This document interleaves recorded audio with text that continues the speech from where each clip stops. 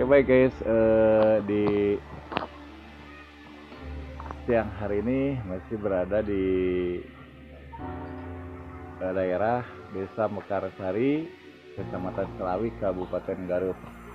Nah, saya di sini sudah ketemu sama pengrajin yang lainnya. Tadi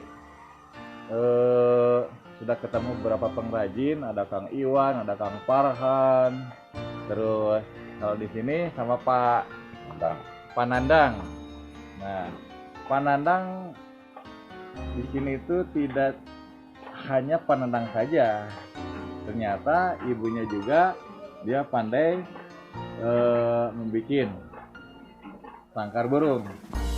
Nah, ini ngomong-ngomong sangkar burung Pak Nandang, dari awal sampai sekarang nyampe ke Pak Nandang, saya sangat tertarik sekali. Karena apa? Karena di sini ketika saya melihat itu 90% mayoritas pengrajin sangkar burung. Nah, ini saya mau nanya sedikit tentang masalah bagaimana sih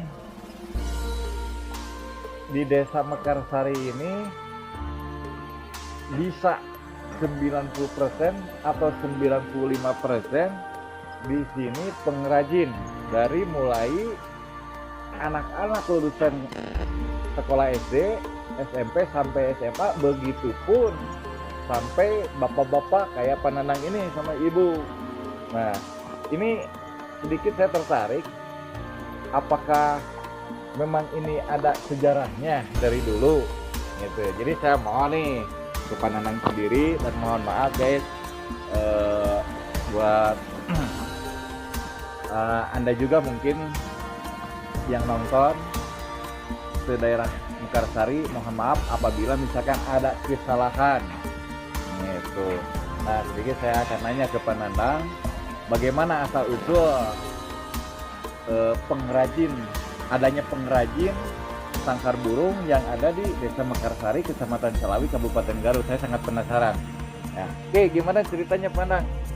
Kalau ini saya belum tidak tahu asal muasalnya, tapi kata orang lain ada guru gitu, ada yang bawa dari Bandung ke sini. Tahun berapa ya? Tahu tahun berapa, saya juga bikin sangkar udah 30 tahun Pak. Bikin sangkar udah 30 tahun, tapi kan asal muasalnya saya tidak tahu juga tuh. Iya, tapi cerita orang katanya ada yang bawa gitu namanya. Iya, guru yang sekarang di sini ada yang mula-mulanya itu Pak Enen. Awal mulanya Pak Enen dengan Pak Nenek itu. Pak Enen sama Pak Nenek yang Pak Aceh. Tiga orang yang masih ada. Yang masih ada itu mula-mulanya yang bawa sangkar itu. Udah sepuh gitu ya. Oh, udah sepuh banget itu dia tuh. Udah 80 tahunan adalah dia tuh. Itu mereka yang bertiga itu adalah salah satu pendiri yang membawa sangkar burung ke sini. Iya, itu yang tiga orang itu. Yang dulunya bukan itu, pengeboran ini bukan pakai mesin dulunya tuh. Pengeborannya itu pakai manual aja. Kalau sekarang pakai mesin kan, sekarang pakai mesin bor karena gitu. Kalau sekarang itu alatnya menunjang. Iya. Terus kemudian gini Pak, kalau dulu tidak pakai mesin, apakah memang dilarang apa bagaimana itu dulu? Bukan dilarang, kan zaman sekarang zaman maju. Kadang-kadang di ini, kadang mesin dari Sanjo juga bisa jadi itu pakai bor mesin gitu. Jadi gini, dalam artian dulu karena faktor alat tidak menunjang, itu kan ya. Jadi dulu itu pakai apa? Untuk apa caranya ngelubangin ya? Iya, yang lubangin ini. Kalau sekarang pakai apa ngelubanginnya? Pakai mesin di dalam mesinnya tuh. Oh, yang diginiin pakai dinamo itu. Iya, Sanyo itu. Oh iya, baik. Nah, terus kemudian di antara mereka bertiga ini disebut dia itu adalah pahlawan. Iya, pahlawan. Masih ada. Masih ada ya.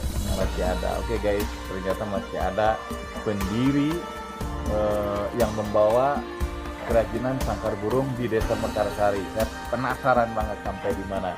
Nah, terus Pak Nandang berkarya 30 tahun ini memang tidak ada sampingan lain? Apakah memang sudah cinta dengan kerajinan ini? Ya sudah cinta banget ya tangga dari dulu tuh kan. Kalau usaha bukan mau tidak mau keluar kota, tapi ya mulai aja sangkar aja lah gitu. Karena memang guys ya, kehidupan masyarakat di sini penghasilannya adalah dari kerajinan sangkar burung. Nah, sangkar burung, produk-produk karya daripada pengrajin di sini itu sudah masuk ke mancanegara atau ke impor ya, udah masuk di impor. 30 tahun, berarti kalau 30 tahun dari mulai nikah Pandang? Oh belum, dari saya muda tuh. Wih, Dari saya muda. Ini Pandanang dari masih bujangan gitu. Iya masih bujang, saya sekarang 48 tahun tuh. 48 iya. tahun. Ya dari umur 18-an tuh. Pandanang 30 tahun berkarya di sangkar burung. Dari mulai bujangan, sekarang udah punya anak berapa? Udah 4, udah punya cucu kan? Udah punya cucu. Iya. Nah ini penasaran banget. Terus kemudian gini Pandanang, saya mau nanya nih, apakah sama apa enggak, gitu kan? Pandanang membuat sangkar burung itu dari dasarnya aja, Iya, iya. sampai istilahnya finishing apa gimana? Enggak, saya mentahan aja. Pementahan aja. Iya, jual mentahan aja. Jual mentahan aja. Pandanang kenapa jual mentahan? Apakah Pandanang nggak bisa? Apa bagaimana? Ini saya jualnya ke pengebul aja, ya pengebul yang itu yang matangnya Betul. gitu. Jadi gini, Pandanang ini kan bikin Iya, iya. mentah, Iya. terus setelah jadi gitu kan, Iya, iya, nanti kan di vernis apa ya? Iya, iya, Di iya. vernis itu. Memang Pandanang nggak bisa dari dasar sampai ke bisa dijual lah ke luar gitu kan? Iya, Gimana?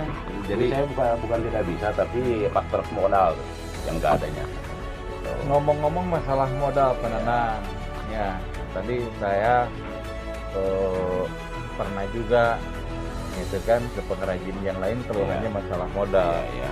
Pandanang bukan tidak mampu atau tidak bisa dari mulai awal sampai bisa diimpor gitu kan? Iya, Ya karena terbentur sama modal. Iya, iya, iya. Nah, sedangkan masyarakat di sini itu Desa Mekarsari khususnya gitu kan. Nah, mayoritas itu pengrajin. Iya, iya, iya. Pandanang dari mulai Pandanang berdiri sampai sekarang 30 tahun. Pandanang ada perhatian bantuan modal dari pemerintah apa tidak? Belum ada. Belum ada. Sampai sekarang juga belum ada bantuan untuk modal. Tahu orang lain, tapi saya pun juga belum ada kalau ke saya langsung. Belum gitu. ada. Iya. Tapi Pandanang pernah mengajukan? Belum pernah. Belum pernah. Kan itu harus ada kelompok kalau mengajukan. Harus ada kelompok. Ya, Memang betul, bukan Pak. perorangan kan itu. Memang betul. Di sini kan kelompoknya banyak. Ya banyak juga, tapi saya belum diberitahu oleh orang lain ada kelompok sangkat di mana gitu kan. Jadi sifatnya di sini itu memproduksi hasil modal sendiri Iya, aja. modal sendiri aja. Gak ada bantuan orang lain. Ini padahal potensi guys ya. Sayang banget ketika misalkan di sini banyak pengrajin, terus banyak yang berkarya demi memajukan daerahnya juga, gitu kan. Tapi tidak ada perhatian, sayang sekali. Padahal potensi. Oke, buat pemerintah daerah pemerintah setempat, daerah maupun juga pusat bisa memperhatikan akan keluhan-keluhan daripada ekonomi masyarakat pengrajin yang ada di Desa Mekarsari. Nah, ini khususnya lagi pemerintah setempat Desa Mekarsari itu mudah-mudahan bisa mengakses untuk modal-modal para pengrajin ini. Karena apa? Karena ini sangat potensi, apalagi pemasaran hasil karya burung, sangkar burung di sini itu sudah masuk ke luar negeri. Ini itu. Baik Pak Nandang, mungkin sedikit saya berbincang sama Pak Nandang bisa menjadikan salah satu perhatian pemerintah. Karena sayang sekali kalau menurut saya, karena bisa majunya daerah itu karena ada kebersatuan dan kebersamaan sama masyarakat. Apalagi di sini masyarakat sudah punya harga jual, dengan hasil karyanya sendiri. Tuh. Pak Nanang, sukses selalu, terus berkarya, kreatif, inovatif. Mudah-mudahan ini bisa menjadikan salah satu jembatan akses untuk karir dan usaha Pak Nanang. Oke, begitu guys. Saya kurang atau lebihnya mohon maaf. Terus kemudian juga ini nanti saya akan menelusuri sejauh mana hasil-hasil karya, hasil-hasil informasi yang didapatkan sama saya. Cerita awal mulanya adanya pengrajin sangkar burung bagaimana. Tetap setia di channel Leo Kray Official. Oke, baik.